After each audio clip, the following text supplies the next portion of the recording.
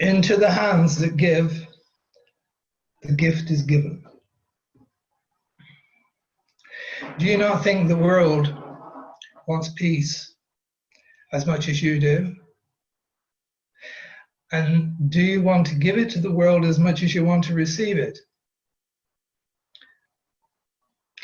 To receive it, you have to give it. This is the whole meaning and purpose of A Course in Miracles. This is why you're designated healers, and this is why you've been asked to perform miracles. And this is your mission, to heal the world. If the world is part of your mind, which it is, how is it going to be possible to heal one without healing the other? And if you fail to heal one, don't you also fail to heal the other? So, it's important, vital, to see that the world is not outside of you. That actually, it wasn't here waiting for you to come to it. You brought it with you.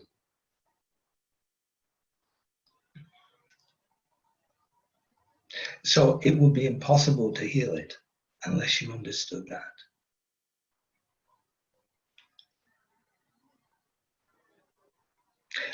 And you know, the thing is that to heal the world is not a sacrifice.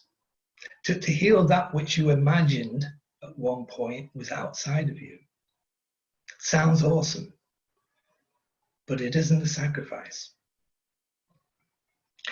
Because how would it be a sacrifice to have your own mind healed?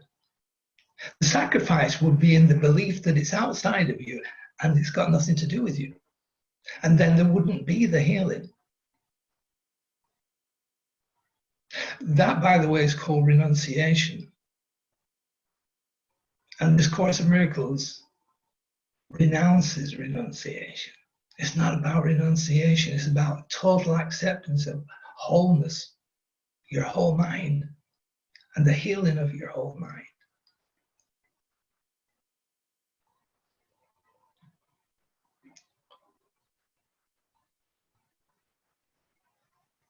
So the first step in the healing of your mind is to accept that it contains everything that you survey.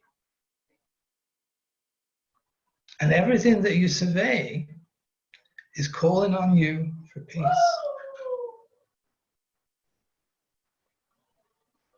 It's calling on you for healing. And what is it that needs healing? What is it that needs repair? Well, deep down we have this sense of isolation. Deep down we have this sense of real loneliness. But it's buried beneath this dark cornerstone that you swore never to look under. But it feeds up into the heart, it feeds up into the body and creates this tension that is always with us. And it comes into the mind and creates this lack that feeds our thinking, our miscreated thoughts that feed into the manifestation of this world that we see. And what do we see? Pain and suffering and lack and loss and limitation and death. But how can that be real when we are one mind? And that mind is part of God's. So it has to be an illusion. And it isn't real. But it seems to be. It seems to have a cause. But how can there be a cause when it's an illusion? There must be a seeming cause bringing about a seeming effect. And we need to look at that and see what it is that's actually happening. What is it that's bringing about this sense of separation? What is it bringing about this sense of apartness from each other and from the source of all goodness within us that we're missing.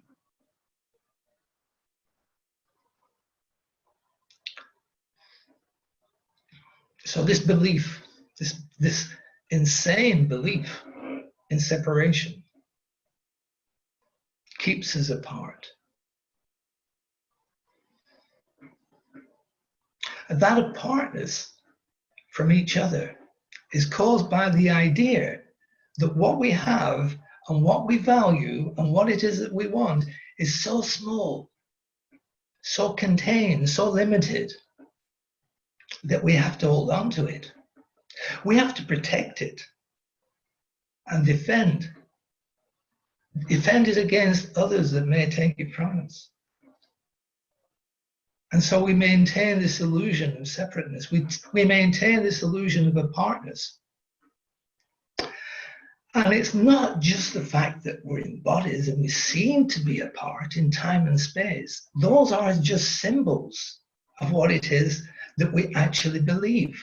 If we didn't believe that, if we didn't have that sense of lack within, and that we needed to protect ourselves and defend ourselves against losing that, then we wouldn't need a symbol. We would be one, and we would know that. We would be whole and perfect. But as long as we believe we have so little, and it's so contained and so limited, we value that and we protect it. That it should be taken from us, from others, and we maintain this sense of otherness. And that persists as long as that belief is held, until the point is reached where it becomes too painful, or a call for help. That help comes in the form of grace, and we begin to awaken.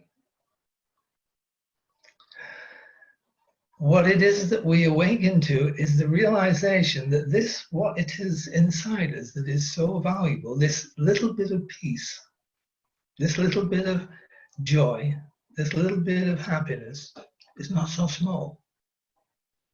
It's not so small at all. And we only realize that as we give it. And it seems that what we give is given back to us in greater quantity. And so the joy and the happiness and the peace increase. And it's a learning curve that we go through, and it's a beautiful learning curve that we enjoy because it's giving us life that we thought we had such a limit on. But there isn't a limit on life. It's there in abundance. And the more we give, the more we receive.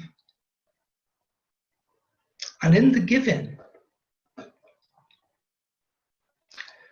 that sense of apartness that has kept us from what it is that we really are in wholeness begins to dissolve. And it dissolves, it uncovers what it concealed. And what it concealed is the love that we share. And that love that we share is coming from the fact that we trust our brothers who are one with us, and we're able to give to them. But not only that, not only did we give to them, because as this built and grew and we begin to understand, because we wept. And God Himself wiped away all tears. We wept because we didn't understand. But as we begin to understand, the lid comes off and we start to give more. We actually open up. So that not only do we give, but our brothers can take from us everything that is within us. Everything that they want to take is okay. There's no protection. There's no defense. That's the healing mind. That's the healing heart.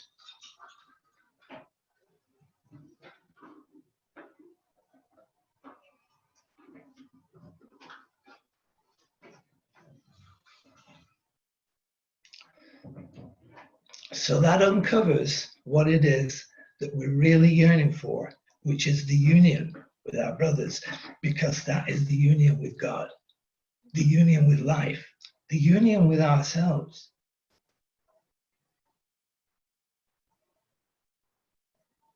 And it comes from the amazing discovery that is so simple and unrefutable, undeniable. And that is what we give, we receive.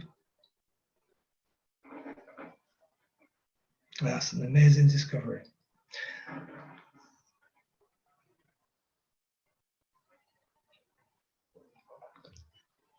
It's an amazing discovery when we discover that because of that, that what we have is unlimited. It's powerful. It's so, there's magnitude instead of littleness. And that magnitude is like a tidal wave within us. It's massive. But until we actually awaken to the realization that we can give it and receive it and increase it, it's like a standing wave.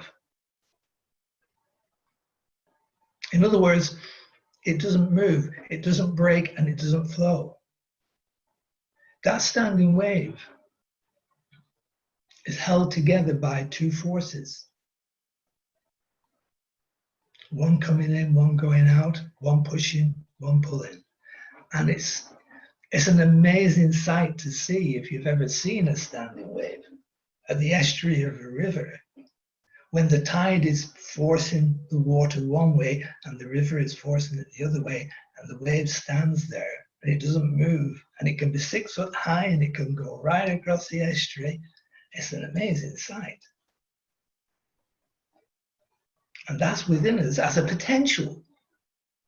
That potential is what we are as the Holy Son of God. Well, you say, well, we were created as the Holy Son of God. True, true. But we don't realize it. It's like that business of having a Swiss bank account. You've forgotten the number. It's no use to you until you realize it, until that wave breaks and the water flows.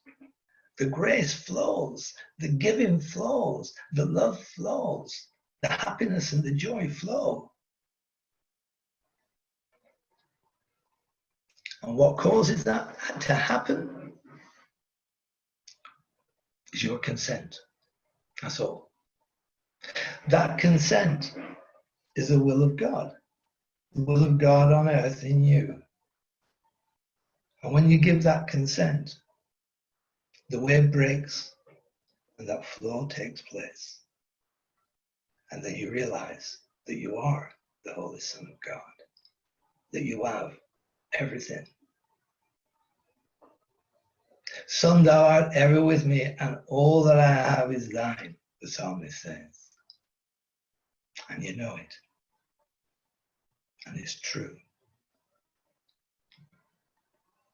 And so that flow, the will of God in you being made manifest,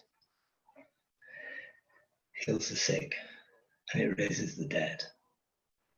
It brings life where there was emptiness and nothing. It brings joy where there was sadness. It brings happiness where there was pain and suffering. And it brings abundance where there was lack. It brings life. It brings love. It brings peace and joy and happiness. It brings everything that you are into this world, which is your mind. And so that is the healing of the mind.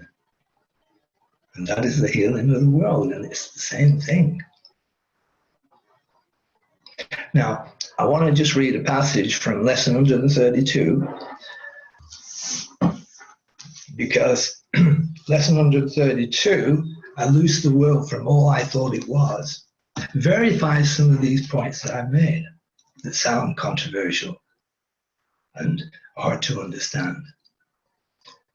But just so you know that I'm not making it up as I go along, I thought I'd read this. Okay, it is not pride which tells you that you made the world you see and that it changes as you change your mind.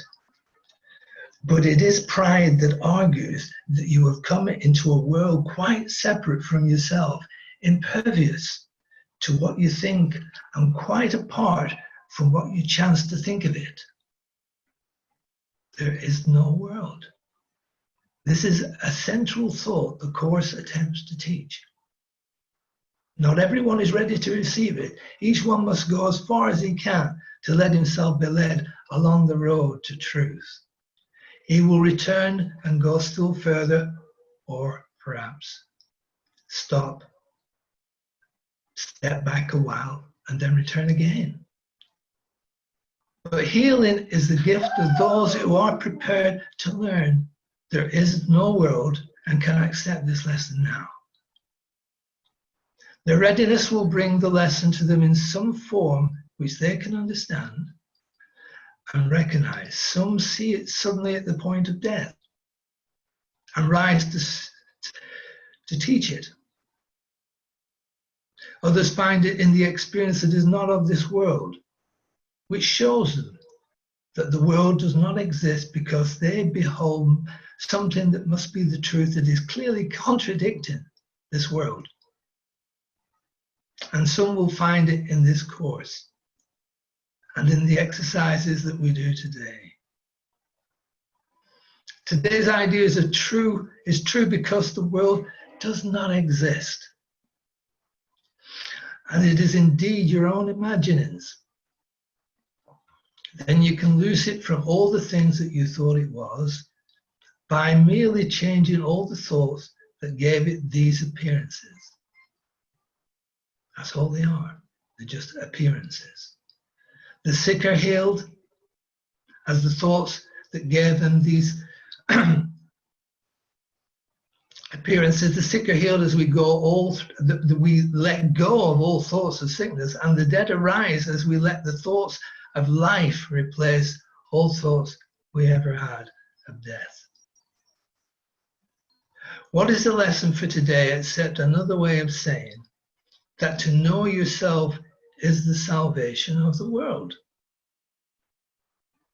To free the world from every kind of pain is but to change your mind about yourself. So, I didn't make it up as I went along. You might think Jesus made it up as he went along, but that's between you and Jesus. I'm just the messenger.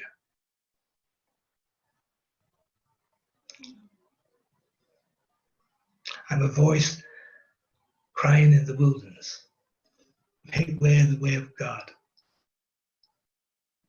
Thank you. Thank you for listening, and God bless you in your journey.